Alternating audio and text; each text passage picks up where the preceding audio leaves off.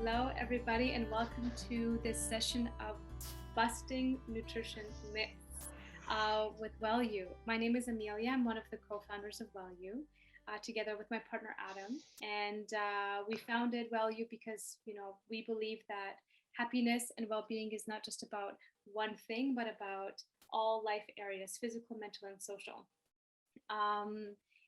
We are a program and an app. But we also have, of course, nutrition in the program as well, because what you eat makes a huge impact on your overall well-being. I will let Gagan and Tatiana introduce themselves, but I'd like to let you know where you can find us. If you would like to connect with us more, I'm going to send the links in the chat right now, and this recording will also be on YouTube, and in the description below, there are also the links to our Facebook group, our private Facebook group, our Instagram, and then of course a link to the other events that we have going on, and they vary from yoga, fitness, nutrition, psychology. So they're all free, and we welcome you to join them. So Tatiana and Gagana, take it away, introduce yourselves. And the stage is yours.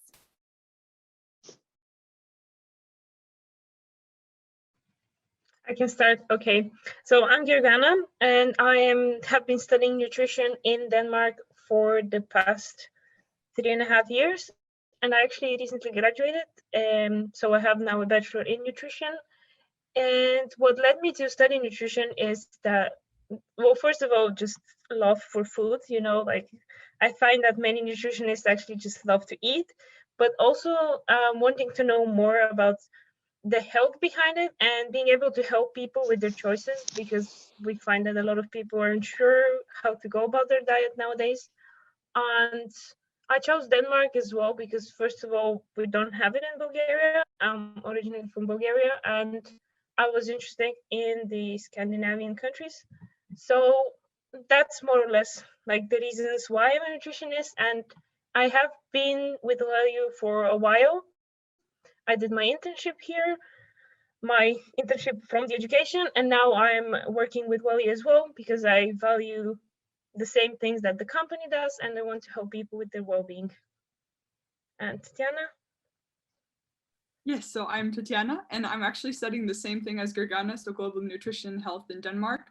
And I'm in my 4th semester right now. And what really interested me about nutrition, similarly to Gergana, I love food. And I also kind of found before I started studying it, I got tangled up in a lot of information as well. I found it really hard to have an overview, and I really just wanted to know more about how everything ties together and how nutrition also influences our body. And I've been with WellU not too long, about 2 months in the nutrition team, and I'm looking forward for the event today. Exactly. So I'm going to share my screen now, and you guys would be able to see our presentation. And give me a second. Yes. Okay, so the topic, as you may know, for today is busting nutrition myths. And as both me and Tatiana said, we have this interest in nutrition because we get this conflicting information, and we live in a world where we have so much access to information, but sometimes it may be too much, to the extent where you swim in a sea of confusion. And you may hear different nutrition advice from newspapers, from magazines, online or physically. You may be reading some health blogs online, and they give you more or less their personalized experience. You may be a part of a Facebook group or two where people give you advice, ask you questions, give suggestions. You may also even see conflicting messages from different health professionals, because nutrition is a very new field, and sometimes people who don't have the background in nutrition would tend to give advice based on their clients' experience or what they have been taught back in time. So that might be one of the reasons why we get also conflicting messages. And then there's the other more public side where you watch it actually on media with like podcasts and TV shows where you might get an actual advice or something. which you don't know if it's scientifically sound. And as we have studied nutrition, we tend to look for the signs of, is this based on science? Is this really reasonable advice? But we know that a lot of people don't know that you should look for these signs. And how can you know if someone is, let's say, a PhD, or if they have worked with people before? There is this reason also to get conflicting messages. And then there is also documentaries, and some of them are really well made. Some of them are purposefully made to present only one perspective of the picture.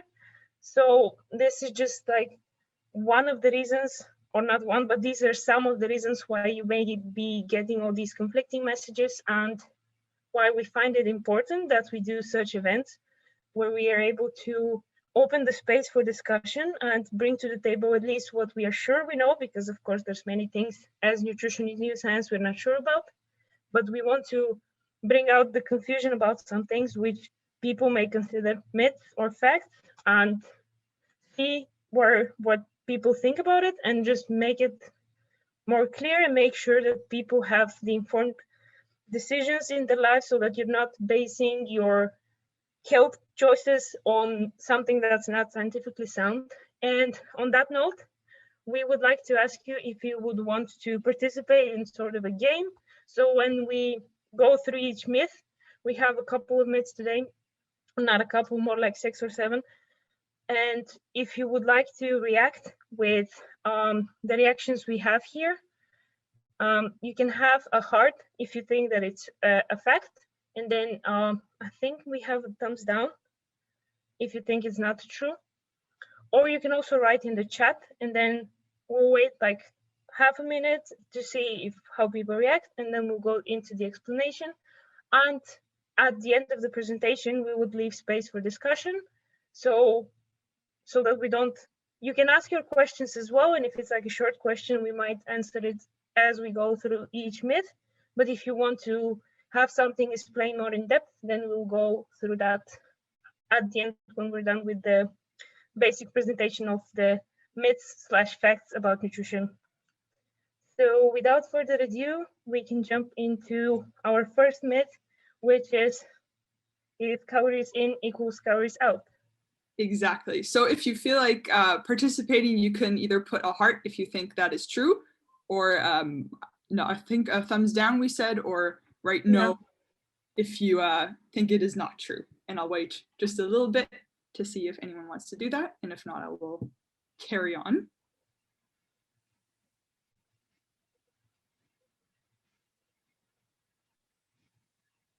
Okay, so one person says myth, another person says it's a myth. Okay, so I'm just gonna, oh, another person says it's a myth. Good. So I'm just gonna dive right into it now. So calories in equals calories out. I mean, what that really means is that you have to take in a certain amount of calories and burn the same amount to stay the same weight. And technically, yes, this is true, but there are a lot of different factors that make the whole thing a little bit more complicated. So I'm gonna get into that now. If we start with the internal environment, so basically if you're in a so-called energy equilibrium, that just means that the energy you take in, so the calories you take in, match the amount of calories that you burn during a given day, and you would stay the same weight. If you're in a so-called positive energy balance, that means that you've taken in more energy during the day than you've used. And in that case, this excess energy will be stored as fat, and that will result in weight gain.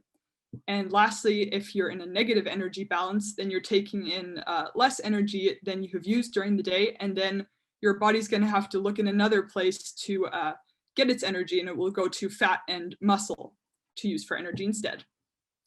So there's a bit of a more technical term that I just like to explain because it's really important in the whole process of how we metabolize our calories, and that's our basal metabolism, or rather our basal metabolic rate.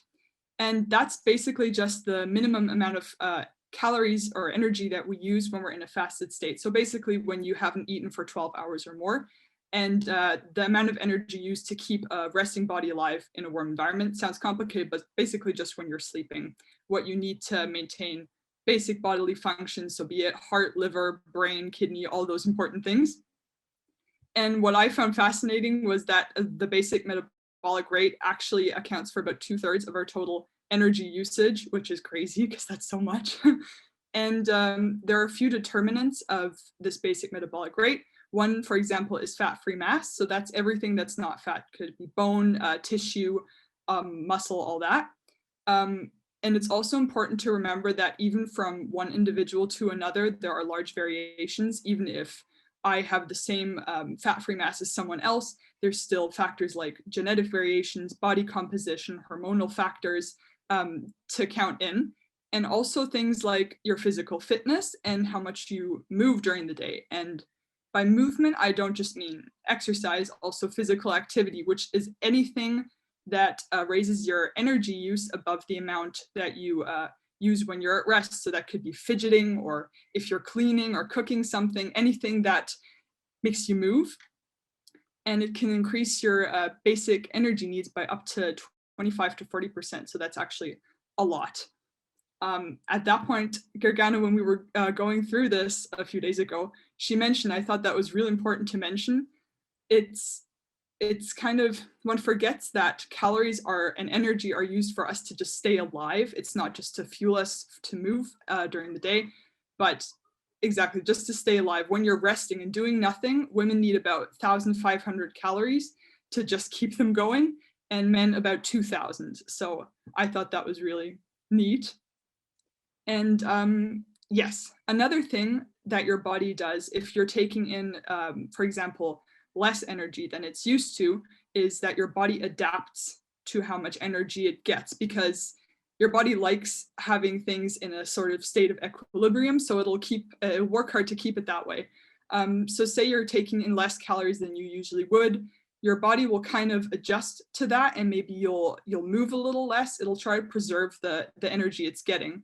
And same if you're taking in more than you usually do, it might start to fidget a little bit more. You might feel like heated up because it'll try and kind of counteract the excess that you're taking in. So another factor on the internal side, what's going on is with digestion, absorption, and the processing of the nutrients that you take in. And that's the so-called thermic effect of food. And that's basically just an increase in your metabolism that helps with this digestion, absorption, and processing of the nutrients. And it actually accounts for about 5 to 10% of the energy that you take in. Or to put it in another way, some of the energy that your food contains will just automatically be lost in this process, just trying to metabolize it. And the energy that this thermic effect of food uses depends on the composition of your food as well. So for example, protein needs more energy than carbs to be digested. And a little fun fact is that you actually have a higher thermic effect of food for large meals than if you eat that same amount of food over a few hours, just because you're giving your digestive system so much more to work with at the same time. And it needs to crunch harder on that one. Yes, so obviously now I've explained a little bit about the internal factors, and I hope it was clear so far. If you have any questions, don't feel shy to drop them in the comments or after the presentation.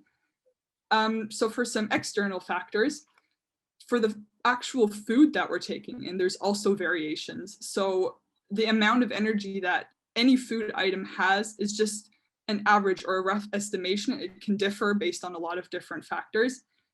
For example, the bioavailability, so how many nutrients you can actually get from the food. There are variations in that too. So it could be based on the composition of the food, and a database where you can kind of check how many calories any food item has. It can vary a lot, because just if I take one apple from one brand, it can vary between two different brands. It can vary because it's based on when the product was harvested, how it was treated, all of that factors in. And the labeled calories on a product also don't necessarily reflect the absorbed calories, because it's just also different how much you take in from what you've eaten. And an important thing to remember if you're looking to these databases to kind of try and have an overview of how many calories you take in, is that the numbers there are average amounts found in some analyzed samples of the food concerned. So it's always an estimate taken from large samples, but for the individual food item, it would be hard to pinpoint exactly how much energy is in there. Yes, so a big thing with the calories in equals calories out to remember is that your internal environment will adapt. And internal and external factors are just never static, which is what makes calorie counting so, I guess, imprecise. It's the best tool we have right now, and it's really widely accessible to many people. But as you heard, there's a lot of different factors at play, which make it a little hard to count precisely how much energy you're taking in and also how much you're using up again. Just some general factors that can influence how many calories you take in. So this is a little bit apart from the calories in equals calories out, but it's important to keep in mind. Is, for example, what kinds of food you eat. So how full do they make you? A burger with a lot of different calories from McDonald's might have more calories than a whole plate of vegetables, but the vegetables might make you fuller just because of the composition of those foods. Then also it's important to think about hunger versus appetite. So if one eats, are you actually hungry, physically hungry, or are you in the mood for something specific, which will maybe then make you eat even if you don't necessarily need to at that time. Another thing, what I mentioned earlier with the general physical activity, how much do you move throughout the day? Obviously that will determine how much energy you need to keep you going. And sleep is also really important to remember, because if you don't get enough rest, your body will just sense like, oh my God, I'm so tired, I need some energy. And it will be like, what's energy? It's food. I'm gonna go get some food now. So that's also important to keep in mind. You might not even need the extra calories, but your body wants some energy. So that's where it's gonna go lead you to. Yeah, and for calories in equals calories out, it's just important to keep the total diet and lifestyle in mind that you lead. Those are the ones that matter. It's not just one aspect of your lifestyle or diet or one macronutrient that will make the difference. It's the overall picture that's important. And some basic guidelines you can remember if you want to watch out with your energy is whole grain, vegetables, fruits, lean proteins, and nuts are the things you should try to incorporate in your diet, and also to maximize your daily physical activity. And also something that's important to keep in mind is to remove liquid energy if you're trying to watch out where you get your energy from, because liquid energy doesn't necessarily make you feel full. So that could be like sodas, any liquid that has calories basically, and it can add a lot of energy to your diet without you necessarily realizing it, without giving you the fullness that food might. So those are just some basic tips for that. And that was the calories in equals calories out. I hope that cleared something up. Yes, and if you have some questions, again, you can ask them in the chat or later at the end. Yeah. And with the calories explained, now we move on to the next myth, which is, if you think that is true, that breakfast is the most important meal of the day. And if you have some opinions, if you think it's true or false, you can share now.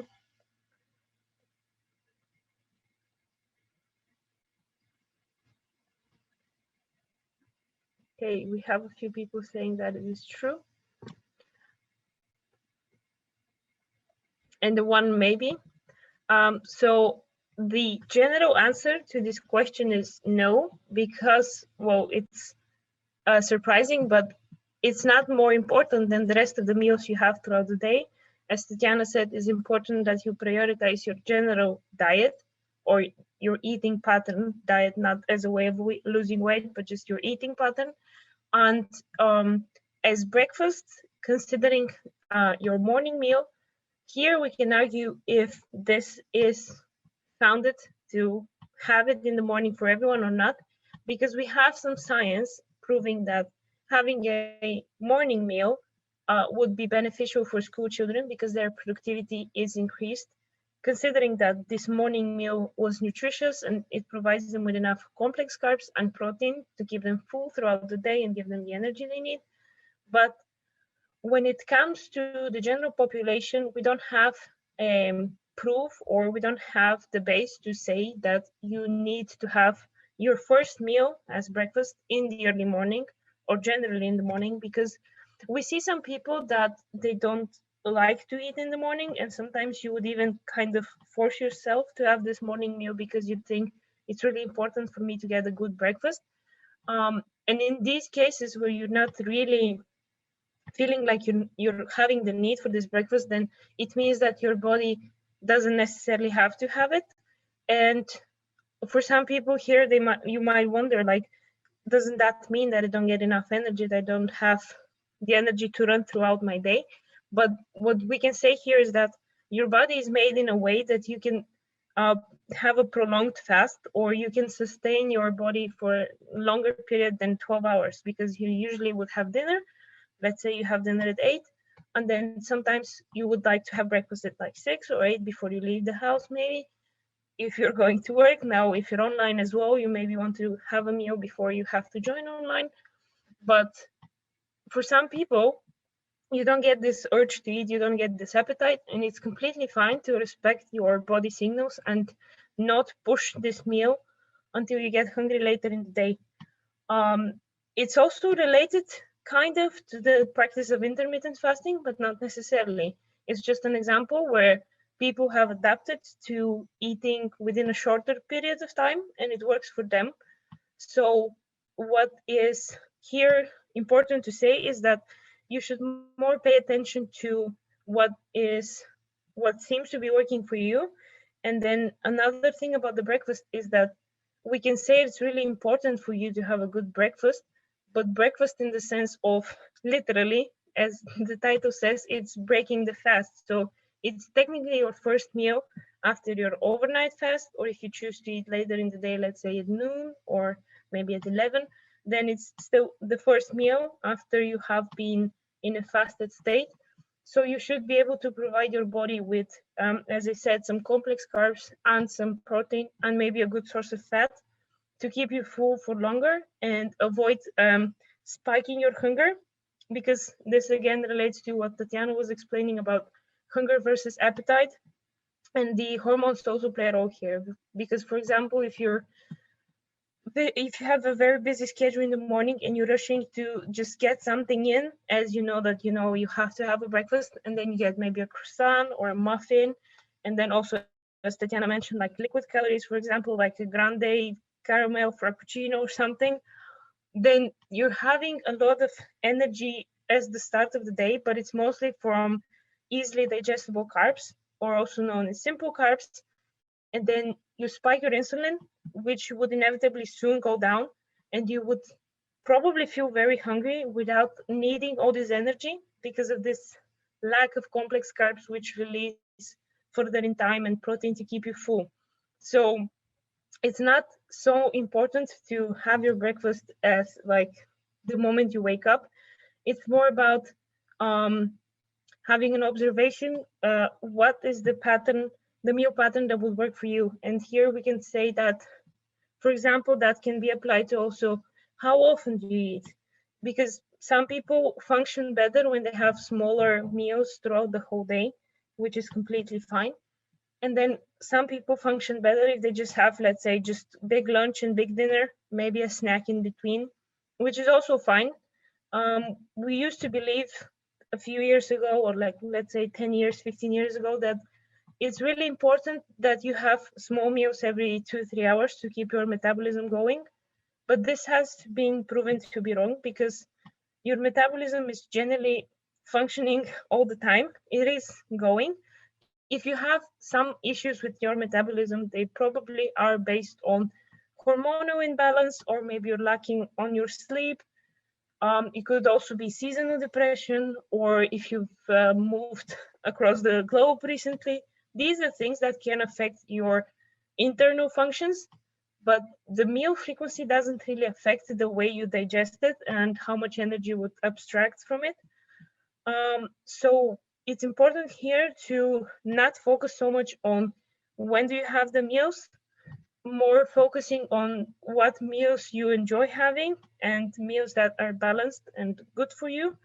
And then also making sure that you prepare. So for example, if you know that you're a person who really likes to have breakfast in the morning and you feel much better when you have food, then you don't want to rush through it in the morning. Maybe you can prepare for the night before, like overnight oats, or if you like savory, you can even make like a whole grain sandwich with tofu or some turkey. And it's more about the preparation and being more aware what meal pattern would work for you, and then adapting a healthy diet into that framework which would fit your lifestyle the best. So we can say that to an extent, breakfast is not the most important meal of the day, but it is important that you focus on having a nutritionally balanced first meal every day, or to the extent that you can, of course. And with this, we move on to our next myth. Yes, so the next myth is a gluten-free diet healthier? What do you guys think?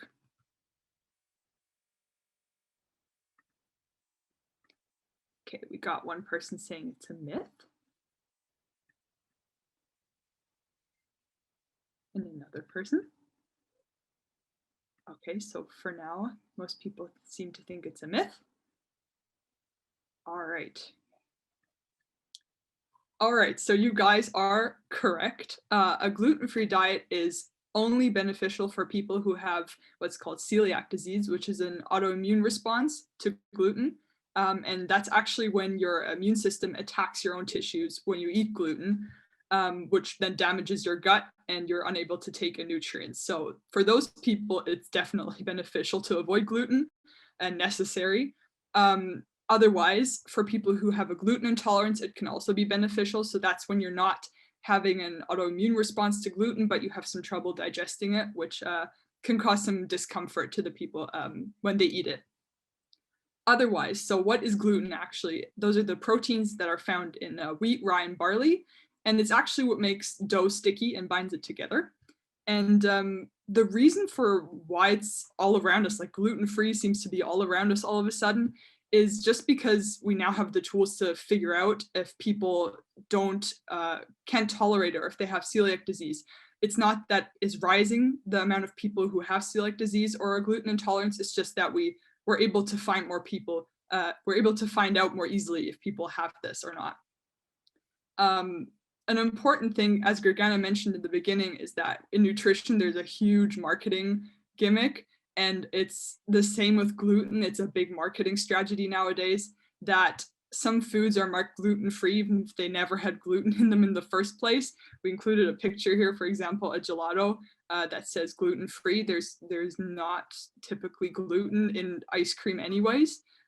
So it's nice to know, but it wasn't necessary to put on the sign. Yes, and another important thing is just because it's being marketed as something that's healthier, as a healthier lifestyle type of thing, if one goes for a gluten-free cookie, it's important to remember a gluten-free cookie is still a cookie. So it's not healthier just because it's missing gluten. And it could actually even be more unhealthy because as there's no gluten in these gluten-free products, the company might have to compensate with other ingredients, so maybe add more oil or something to make the dough stick together. And because there's such a huge marketing behind it, the products could also be more expensive, the gluten-free ones. Yes, and if one sees, just because, as I said, it's kind of a trend now, one feels gluten-free, you hear it everywhere, and if you maybe see on social media someone who's kind of trying it out or is talking about how much better they feel without gluten, maybe they have celiac disease, and then obviously that would make a big difference, or they really don't tolerate it.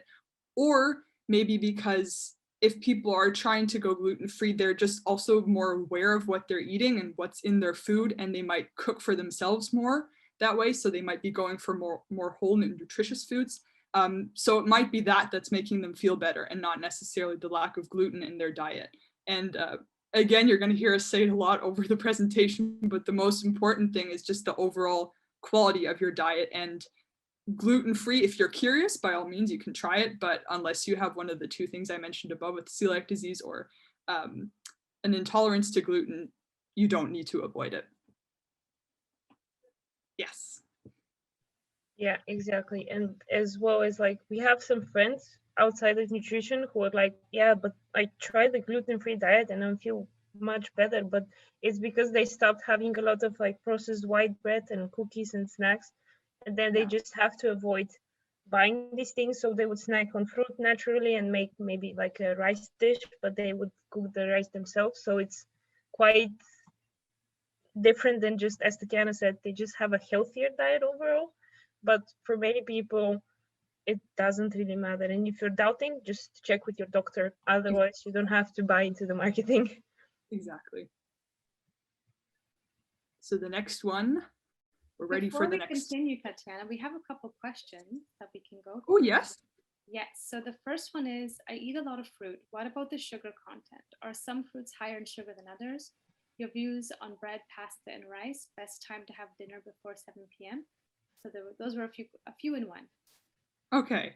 I can say what I know about this, and then Gergana can just jump in. Yeah. So for the fruit sugar, obviously there is sugar in fruit, but as it's coming with a lot of other good nutrients, it's not the type of sugar to avoid. And there are fruits that are higher in sugar than others. For example, I think bananas are quite high in sugar. Exactly. But it's still fine to eat them because they're really good for you overall. Yes, Gergana, if you want to say something to that. Yeah, the thing is that fruits, they come with, like, the whole fruit, it just comes with so much fiber and so much complex carbs that you just, as you're eating it, the digestion of the carbs is slowed down because of all the fiber.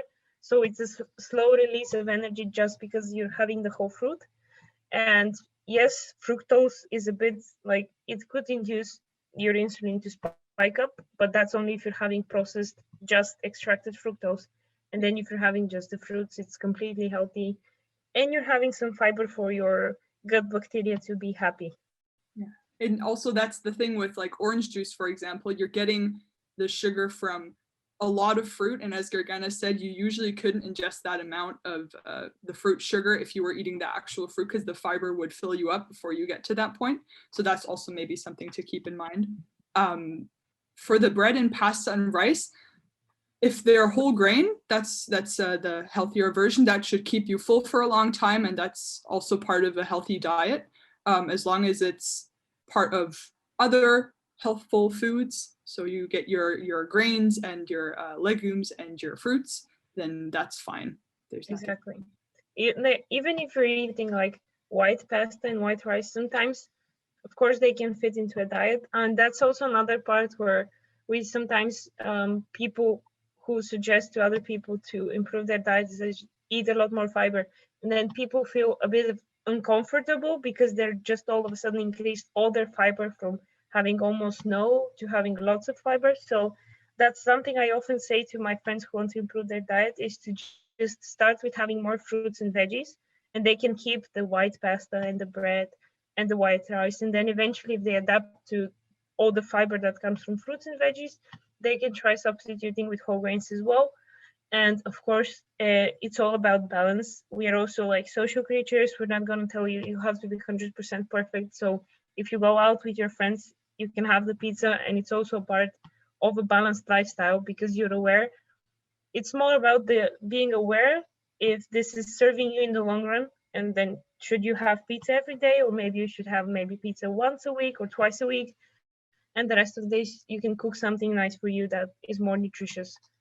Exactly. Of course, pizza can be nutritious as well if you make it at home, or if you buy it from like a place that has healthier options. Yes. Yeah, totally agree with that.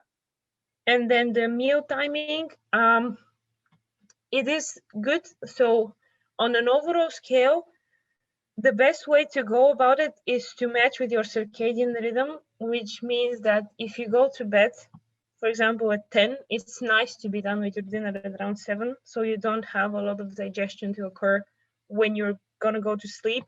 But if you're a person who has a night shift works, or if you just go to bed later, then of course you don't have to stick to a specific pattern. And there is these suggestions where you should fit best in that. But again, I come back to the discussion about lifestyle, because I've come across a lot of people who put this psychological pressure on themselves to be perfect with their diet, and then it kind of backfires because you might be physically doing the right thing, but mentally you feel like you're depriving yourself. Because, for example, a lot of people would maybe have dinner at 6 because their family eats early, and then if they go to bed at 11, that's like 5 hours. And for some people, they like snacking, so of course you can have a snack at 9.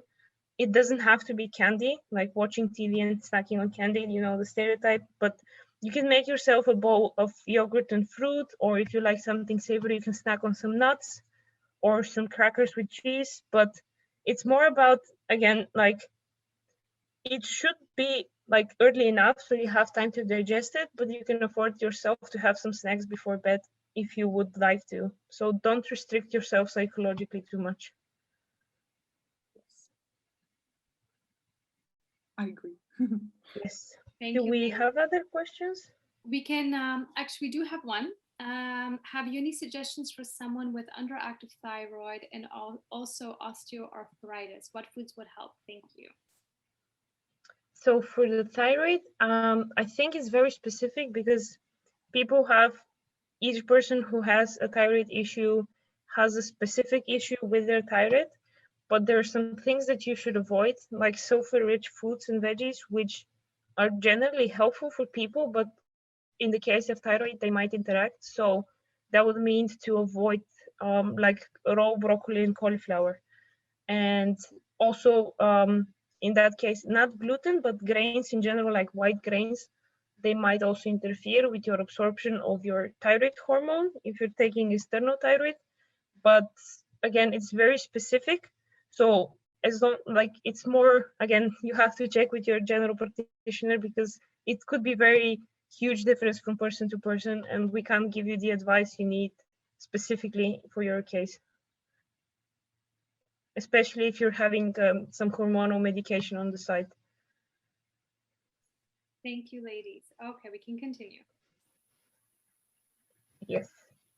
So the next myth we have after the gluten is that low carb and keto diets are more effective for weight loss. And do people think this is true or false?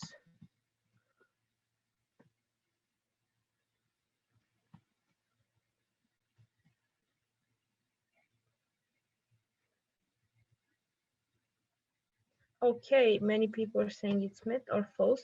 I like how everyone is informed in this community today. It is, in fact, false. On the outside, it may seem like this, but the mechanism behind it here is that when you go onto a low carb diet, or specifically speaking of keto diet, your body adapts to burning more energy from the fat and protein you're having. So it's also an important remark to say here that going on a low carb or keto diet, you're not going to burn the fat you store in your body because you're still eating food that has fat. You're just adapting to use the fat from food as your main source of energy instead of the carbs from food as the main source of energy. And so the reason why some people tend to see this good weight loss in the first few weeks is because you're adapting to not using carbs, so you're not also storing them. And when our bodies use carbs as the main source of energy, we need to store them in our liver and in our muscles. And to do that, we need some water molecules. And so technically, some of the water you have currently as well is water weight. And some of this could be lost if you stopped eating carbs. So for many people, this keto weight loss is the initial, let's say 2 or 3 kilos tend to be the water weight you lose with the carbs that you're not storing anymore. And it's also the reason why when people have tried low carb or keto diet and then they decide to try to eat carbs again, and then they're like, oh no, it doesn't work for me because I started gaining weight all of a sudden without, I'm not overeating, but I'm gaining weight. Well, it's because you're just restoring the water with the carb sources that now your liver is like, okay, you're having enough carbs, so we can start storing again for the time when you would be needing the carb later. So generally, they could work for weight loss. Now we come to the discussion again to the individual approach. For some people, they might be working better because generally protein and fat keep you more satiated in the long run than carbs. But we have the question about the sustainability in the long term, because if you try to eat keto or low carb, you necessarily would have to cut out a lot of foods. You have to cut out most of the fruits, which are super healthy for you. They're packed with vitamins. You have to cut some of the veggies, maybe half of the veggies out there, like potatoes, carrots. They have lots of carbs, which are good carbs for you. They have a lot of fiber as well, which helps your digestion. And you would also have to completely cut out grains and beans which they have a lot of minerals, which you probably cannot get enough on a low carb diet. And in the long run, if you're having an unsupervised low carb or keto diet, you're risking having some deficiencies, for example, mineral deficiencies, vitamin deficiencies, especially. And we are very mindful of this as nutritionists because people tend to see results that happen in the short term and think this is a great diet you can eat. You can see here there is like, this is maybe like a bread that is made out of walnuts, and then there's more walnuts, there's avocado and egg. Then you can eat meat, egg, dairy, but it seems like you're eating whole foods. You're not eating processed stuff, you're not eating burgers, you're not eating cookies. You're thinking it's a good diet. But in the long run, we don't have studies showing what effects they might have on your body. And if you're lacking all these minerals and vitamins from the plant sources, also the fact that you're cutting out all the fiber, because fiber is bound to carbs most of the time, or all of the time. It's plant foods that have fiber. Animal products don't have any fiber. Fiber is really great for your gut bacteria, and we're just beginning to study how healthy or how important it is for you to have a healthy gut bacteria, which is more healthy the more variety you have in your diet and the more fiber you give to the bacteria to digest and thrive on. So, and then there is also the social aspect of it. So if you're on a low carb diet, then you probably will feel less inclined to go out with friends or maybe go to social events. And then the keto is even the more extreme part of it, where you really cannot break your routine, because then your body is actually running only on fat. And if you have some carbs, then you actually break this whole cycle, and then you would need 2 or 3 days or maybe even up to a week where you're still adapting to burning fats again. It's also known as keto flu. Many people experience it, and that's also like, oh no, keto is like bad for you. It is just your body adapting to using the fats, but it makes it really hard to follow if you want to like keep social with people who are not on this diet. So speaking about that, important thing to say here is that the energy from fats and the energy you get, from fats and the energy you get from carbs, it's not really specific. There is nutritional recommendations which are based on general practice, what works for most people, and it's usually that you should be having 10 to 15% of your protein, of your energy from protein, 25 to 40 of your energy from fats, and the rest from carbs, so 45 to 60. But this is again general practice. For a lot of people that I know, they like to have more fat in their diet, but not to the extent where they're having a low carb diet. They still eat a lot of fruits and veggies, and also like potatoes and stuff like that. Even when it comes to weight loss, there are some studies studying different groups of people, and they found out that both people who ate lots of carbs and almost no fat, because we see that in traditional diet approach, you limit your fat. And then the other group where they ate lots of fat but not much carbs, both of the groups, they would lose more weight if they were balanced with their protein. But there was not a big difference between the two groups. So on a population level, we can't say this is better than the other one. What is important again is that if it doesn't work for you, then it probably doesn't work for you, and you shouldn't try to push through it. Something that is important for weight loss, but also for health, is to make sure you're consuming enough water, and also foods that are rich in water, which is again tend to be fruits and veggies. And another part, which I am a big fan of fiber, because fiber, gut health, but it also helps you feel satiated without having to eat too much, as Tatiana made the comparison in the beginning between like a processed burger, which is that much, it's probably like 600 calories, and then you can have a huge salad bowl with even like chickpeas and dressing in it, and it would still be maybe like 600, and it's like 4 times the size. And this is the fiber, and you can have this and feel full for much longer. But again, this is something that works for a lot of people, but if you're not used to fiber, then you might feel challenged to get on this diet. So it's not so much about this is the ultimate approach, it's more about trying things out with caution and being aware that you're trying it out to see if it works for you. And then if it doesn't, maybe try something else. And if it does, then try to see how to best include a variety of fruits and vegetables in this framework as well. I can see we have some things in the comment. Yes, so keeping something in the muscle with water. So this is about the carbs. When you're generally, the bodies need carbs to produce energy because we digest carbs more easily than we digest protein and fats.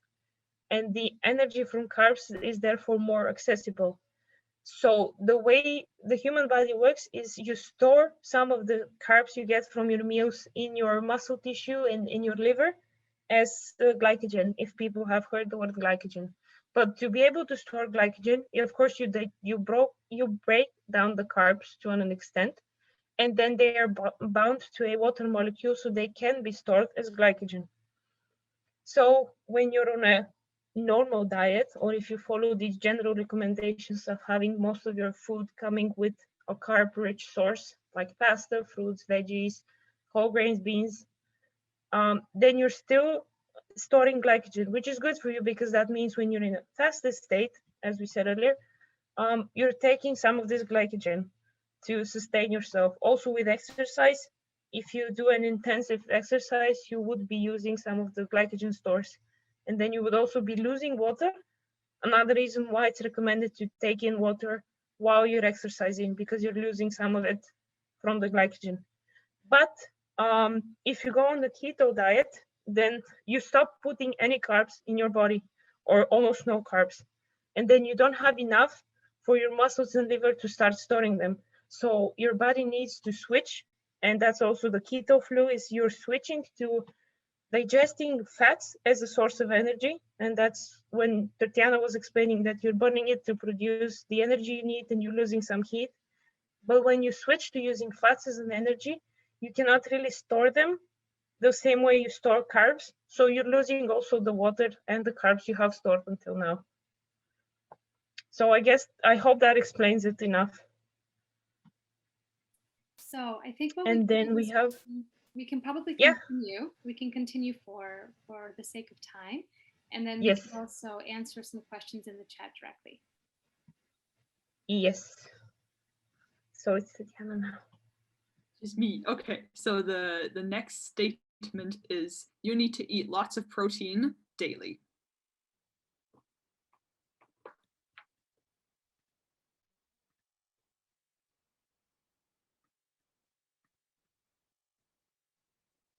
Okay, so someone says true, and another person says it's a fact. Another one. Okay. So I'm just gonna dive right into this one. So, I mean, I guess already the statement you need to eat a lot of protein is a little bit non-specific because what's a lot? So I'm just gonna answer that. If you're eating a balanced diet, it is quite easy to reach the amount of protein you need daily, especially in a Western society. If you're in a society where there's some food scarcity, that's a different story. But in a Western society, for normal bodily functions for adults, it's about less than a gram per kilogram of body weight that you need. It's between 0.6 and 0.8 grams per kilogram per day, depending on which recommendation you're looking at. And unless you have specific dietary needs, like for example, if you're growing as a child or as an adolescent, or you have a metabolic disease, then you might need a little bit more protein, but even then you're most likely covered if you're eating a balanced diet. Yeah, protein is definitely really important. It's a very important part of a healthy diet. Proteins are made up of so-called chemical building blocks, which are called amino acids, and your body uses these amino acids to build and repair muscles and bones and to make hormones and enzymes and all that good stuff. And they can also be used as an energy source, the proteins. Again, so if you have a specific diet, maybe so if you're vegan or vegetarian, then it's beneficial to be mindful of which foods have protein. But but it's for any diet, it's just important to check that you're getting your protein from a good source. So from natural and whole foods instead of processed foods. So say a lot of legumes or nuts instead of protein shakes or protein bars. Some sources for protein. So almost all animal products have ample amount of protein. They have high quality protein, which means that it can easily be converted into bodily proteins. And it also means that they have all the amino acids, which makes it easier for your body. For if you're on a plant-based diet or on a vegetarian diet, some plant sources of protein are legumes, nuts, and seeds. And with those, you might have to kind of mix and match to get all the necessary amino acids. But if you're eating a balanced diet, again, it should be fine. Then for the, oh yes, I forgot the protein combining, sorry. So with what I was saying with the amino acids, there are more complete proteins in meat. They have all the amino acids in there usually. For plants, if you're plant-based, you can combine grains and seeds with legumes, or grains and dairy if you're vegetarian, and then you should be covered for all the amino acids you need as well. Yes, we have kind of like a question within the question, or a statement within the question. Specifically, what about people who go to the gym or people who work out a lot? Or rather, is muscle building dependent on your protein intake? I don't know if we want to do a quick answer or not with that. If not, I can just explain it right away. Yes, but for this question, it's really the same. You don't really need to supplement if you're working out a normal amount. Then your protein needs, of course, do get higher, but so does your overall energy needs. And just if you eat more that way of an already balanced diet, you're likely to be covered with the protein you need as well. For professional athletes, that's a different story. So for people who work out like 2 hours a day, 6 days a week, they definitely have a higher protein need, and they need to pay more attention to what their specific needs are and that they're covering them. But professional athletes usually have dietitians to help them with that because it's such a specific case. Yes, another example would be if you're doing a cut. So when you're having less energy in your diet in order to lose body fat, then you also need to make sure that you're having enough protein. That can be achieved through a change in your diet, or that you just pay attention that you structure your diet in the way that you're still getting enough protein. You could have a protein shake, but again, if you're having a good diet, then it's not necessary.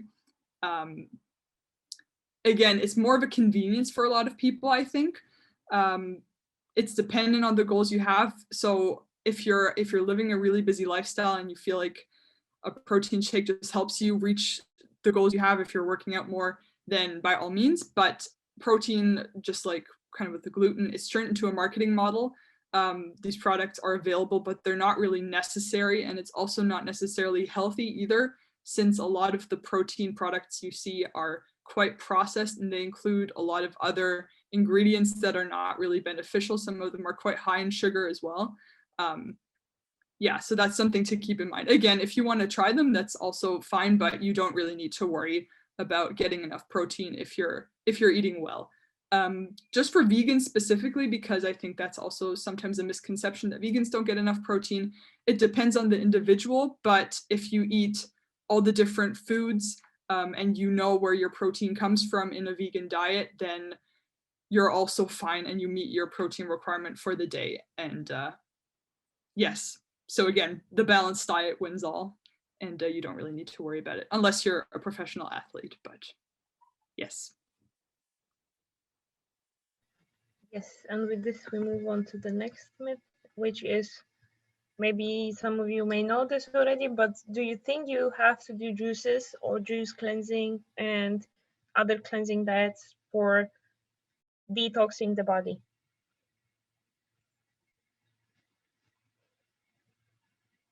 Okay, good. We have people saying that it's a myth. I am happy to see that, because it is in fact a myth, and we tend to see that with nowadays it's like a huge trend. People go on retreats, people just purchase this like specific 3-day juicing program where they provide you with your green juice, your beet juice, and your fruit juice. But the thing about juicing is that it is basically, you're having only, as we spoke earlier, you're getting only the sugar from fruits, especially if you're having fruit juices. If you're having a green juice, you might be getting very nice nutrients that you can't really eat in such a huge amount, but then it's an addition to the diet. It's not helpful to have as a diet in itself. And if you're just having fruit juices, then it's not so healthy because you're just giving your digestion the sugar without the fiber. And then cleansing would be any other kind of routine where, for example, you're just going to have fruits, just fruits for the rest of the week, which is also okay. It's better than juices because you're having fiber, but it's not nutritionally balanced because you're just having some fruits, some carbs. You don't get enough fats and you don't get enough protein. And fats are also super important for your hormonal function to be normal, to go well. You need fats. You need fats with pretty much every meal because they help with the absorption of some minerals and vitamins as well. So what you're essentially doing if you're going on a cleansing diet is you're limiting the access to some healthy nutrients as well. And the thing about eliminating toxins is that your liver is usually in charge of it. And as we know, our livers are working the whole time. So you don't have to make sure you're giving your body a break, and you don't have to focus on something specific to make sure your liver takes it on. Um, Here we have some example because me and Tatiana were talking before that it's a huge trend that we see on the internet everywhere, and we don't understand how it became a trend because we see celery juice, like people are just having it all the time in the morning as well. I don't know where it came from. Like, was there some science backing for it? I don't know. But the thing is, it's good. It's a green vegetable juice that's more or less healthy because you can have some added nutrients that probably wouldn't be digesting like a whole bunch of celery on one meal. But that would be an addition to your meal if you're enjoying it. But a lot of people tend to be like super disgusted by the taste of it. It's just juiced celery, and they tend to take it in the morning. So then you feel kind of, you start your day on a not so positive note. And with these kind of trends, it's really important to see when you see the trend, is it based on something reasonable? Does it have some benefits specifically for me, or is it just, just something that seems to be healthy? Because then you can also just choose to include more veggies in your day-to-day life, and it would have the same or even more benefits because there is more variety to it.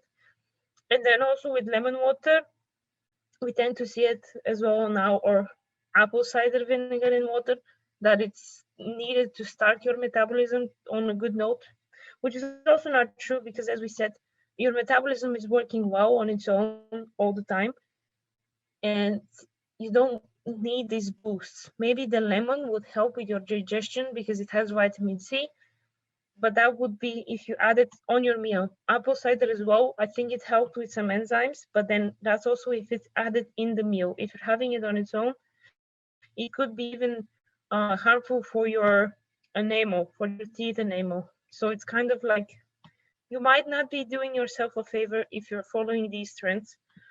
And something to mention here is that raw is not always better than cooked. Um, the thing is that, for example, carrots, they have a lot of vitamin A, which becomes more absorbable if they're cooked a little bit. And that's also for some other veggies, and well, not really for fruits, but raw is not always better. And sometimes as well, you could think about, oh yeah, I always have to have like raw salads, but then I come back to the fiber thing. If you're not used to so much fiber, cooking the veggies would make them easier to digest, and then you're actually having more vitamins in your diet without having to struggle with all the fiber and all the volume. Um, we just have this, yeah. So the thing is, again, if you want to improve your digestion or your health with juices, you can include them as a part of a balanced meal. But what I would suggest is that if you're not trying to limit, as Tatiana said, your liquid calories, you can try to have them in the smoothie form, because then you blend the whole thing, and then you get also the fiber, you get the other nutrients from there as well. Veggies in your smoothies, great addition. Fruit smoothies as well, if you find that it's a nicer way for you to get more fruits and veggies in your day. And here is just a little graph that how to detox. If you have a liver, you're pretty much there. And then if you want to help your liver, you can try to avoid a lot of processed foods and a lot of alcohol, because that's a bit of a extra work for the liver. And then sulfur-rich foods, they help with the function of the liver, unless you have a problem with the thyroid, because then you have to be careful with these. Sulfur-rich foods, which we have here on the picture, like garlic, cruciferous veggies like broccoli, cauliflower, eggs, and then just generally improve your diet, and don't buy into anything that says fit or detox or cleansing and stuff, because they just tend to be, again, a marketing strategy, and it's a bit more expensive, really probably not helping you. So just try to stick to the healthy diet that you would normally go for. Exactly. Yes, so the next statement we have is the question, are supplements a waste of money? Yes or no?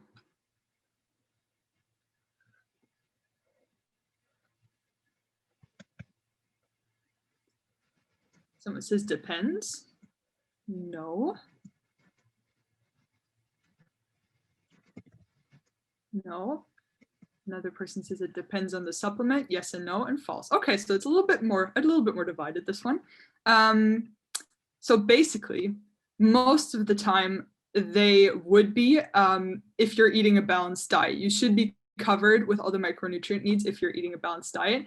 Sometimes though, so you are correct with yes and no, and it depends. It can be necessary for the body. It depends on what kind of supplement we're talking about, and for example, what kind of diet you're on, like a vegan diet, for example. A rule of thumb is the more diverse the supplement is, the less beneficial it will be to you. For example, a multivitamin won't help you necessarily because it's not providing anything specific. If micronutrients are taken in a big portion, they won't be properly absorbed, and they actually might be competing with the micronutrients that you're getting from the food that you're eating. So something to consider when you are buying a supplement. First of all, you can't really know by yourself if you are deficient in something or not. So it's always best to go to your doctor and maybe get a blood test, and then they can tell you if you're low on something, and then you can go further from there. But I wouldn't advise to just go out and buy something because you feel like you might need it, because you really can't really know. Exactly. So B12 is actually kind of an exception. All people can benefit from that. We don't get enough generally through our food, and it's actually water soluble, so you can't really take too much of it. If you take a supplement and you get too much, you pee it out, so that's good. Otherwise, another supplement that could be beneficial is vitamin D, especially if you're living in a northern hemisphere where the sun's not so strong and you won't get, it won't give you enough of the vitamin D you need. That's also one where it could be beneficial. More people for whom it could be beneficial is if you're suffering from allergies to certain types of foods and you can't get enough of a certain micronutrient that is in those foods. Again, that's a specific case though, and you should probably check with your doctor in that case. Another group of people who it can definitely benefit is for pregnant women, because they have need for folate, iron, and zinc, and it's hard to get enough of that from the diet to provide enough for the mother and the baby as well. Prenatal supplement can also be beneficial, but once again, it's best to talk to your doctor before taking any of that as well. Yes, so if you say you have gone to the doctor and you found out you're deficient in something and you're gonna go get a supplement, maybe either your doctor can recommend something to you, that's probably your best call, or if you wanna go and find something yourself, you should definitely pay attention to the quality of what you're buying. For example, does it have any scientific backup or no? Because vitamins and supplements, they're not generally regulated that well. People can sell, scarily enough, they can actually sell a lot without it ever having been checked, unless it has like a specific label. So you should pay attention to where your vitamin or your supplement box is coming from. Otherwise, what's the dosage of the micronutrient that you're taking? So what's the recommended daily intake, and what's the amount that you're actually getting from the vitamin? That should be on the bottle, and if it doesn't say it, maybe it's not the best choice of brand. And another really important question is, I think also supplements, they're convenient, you can just take it quickly and you might feel safe knowing you've gotten your micronutrients, but you also can ask yourself, could you get it from food? Because that's where we should get our micronutrients from mainly. And actually, they're better absorbed if you've eaten food, your micronutrients, because your body actually recognizes them less if they're separated from food than if it is in food, just because that's the way it's designed to get them. So it just knows what to do with them. Yes, so again, you were right. It definitely depends. But overall, the multivitamins you can probably skip. Exactly. Yes. And we just move on to our last myth for today. Do you think that frozen fruits and veggies are not as nutritious as the fresh ones? Or do you think that the fresh ones are better than the frozen ones?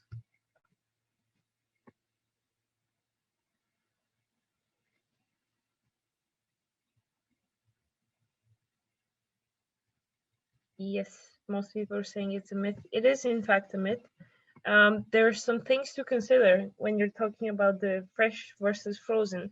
So the fresh fruits and veggies, generally they would taste better because they're fresh, and they would be better choice when they're in season. So if, like now, for example, strawberry season is coming, so they might be better for you when you have them, but that's also if they're local and if they were picked up when they were in season.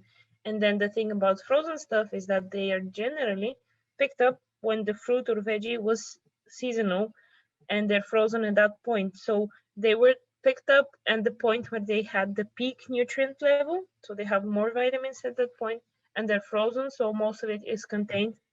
Whereas the fresh ones, they sometimes might be even picked up when they're unripe, or if they're imported from somewhere, then if you want to have them fresh, then they're definitely less nutrients in them because they had to be picked up earlier and stored and transported. So that's also something to take into consideration if it's local or if it's seasonal. And then the other part about frozen fruits and veggies is that they might be cheaper for you as well. And they might be more convenient. Like if you don't have time to prepare something, you keep it in the freezer, then you have easy access to it, as well as veggie mixes. I find this super useful when you don't know what to do. You boil some whole grain pasta, you add the veggie mix, you add some tofu, the meal. But if the fresh foods that you see in the store, if they're affordable and if they're in season, best if they're local as well, then they might have more nutrients, and if you enjoy them more, go for it. But the frozen ones, don't disregard them because they're frozen, so they're probably not so good. They tend to be, let's say, of the same quality overall. And do we have some questions to that? Okay, nope. So this was more or less the myths we went through today. And as you can see, the recap we have is that there is no one magic diet solution. Unfortunately, that's, I think, the first lesson we had in our degree when we started is like, people want to have the magic solution, but there is no secret. It's just balance. It just sounds boring, but it's just balance. And you can have all the foods you want as long as you balance them out with, the healthy ones as well. And don't buy onto marketing strategies. Don't buy onto gluten and juice cleanses and stuff like that. And if you are trying to look into advice, you can ask for a general practitioner or just look into if the people that are saying this, if they have some background behind them, or if they're based on a scientific study, or if they're coming from their personal experience, because this could be biased and this could be, if it works for them, it doesn't necessarily mean it works for you. Right, we have one last question. What do you think about the bone broth diet that is really big right now? I actually have to admit, I don't actually know what that is. Yeah, I also, I've heard about it, but I don't know what it contains besides the fact that you're having some bone broth. But yeah, I can't really say anything about the bone broth itself, because for some people, I think it has helped with their digestion, but it's a pretty new thing, so I don't think we have enough science about it to say much. So I think we will just stay away from expressing an opinion because it's a pretty new thing. yes. And I think there was a question earlier. I just have to scroll to find it now, which was about meal timing. Oh, where'd the chat go? Ah, here it is. Okay. There was one question that was about thoughts on intermittent fasting for people with diabetes. And I have to admit also, I don't know too much about this. My general advice, I would say, is again to check with your doctor because they probably have some good information on that. Also, I guess one should be careful just with, you know, blood sugar, because that's obviously a very sensitive thing in people with diabetes, and also what you then eat after you stop your fasting, because you don't want to eat something that will spike your blood sugar again. But otherwise, I have to, again, admit I'm not entirely sure about that topic. Maybe Gargana knows something. I think there are some studies now showing that it's helpful for people with diabetes because when you're eating in a shorter period of time, then you're eating less frequently, and then you have a less of an opportunity to spike your insulin. And then it's also, we come back to the discussion with the fasting and the ketones and carbs, but I think it needs more science, but it tends to be helpful because then you're avoiding some of the insulin spikes, let's say. But you also have to still be aware of the same things that you would be aware if you were not practicing intermittent fasting. The same foods that you would eat as a diabetic person would have to be the same with, regardless if you eat them within a 12-hour window or a 6 or something like this. Very interesting. I learned something too. I did not know that.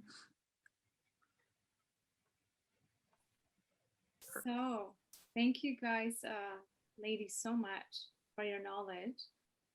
If there are any last minute questions, we would be happy to take them. Okay.